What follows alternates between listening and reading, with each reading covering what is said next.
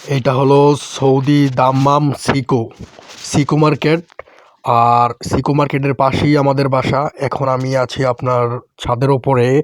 আর এই দুপুরবেলা ৩টার দিকে ছাদের ওপরে বসে আছি। আর ছাদের উপরে ঠান্ডা একটা বাতাস, আর এটা বরাবর সিকো মার্কেট। আর এই ঠান্ডা বাতাসের ভিতরেও আপনার রৌদ্র কিন্তু ১০০ রৌদ্রের পড়তেছে, কিন্তু আপনার যে ঠান্ডা বাতাস, এই ঠান্ডা বাতাসের ভিতরে কিন্তু রৌদ্রের তাপমাত্রাটা গায়ে লাগে না। এটা হলো ২ ঋতুর দেশ সৌদি আরব। ২ ঋতুর দেশ। আপনার শীতকালে শীত পড়বে পর্যাপ্ত পরিমাণ, গরমকালে গরম পড়বে পর্যাপ্ত পরিমাণ। আপনার যে এখানে একটা ঠান্ডা বাতাস, সৌদি আরব কিন্তু যারা নতুন আসবেন অবশ্যই শীতের জামা কাপড় নিয়ে আসতে হবে।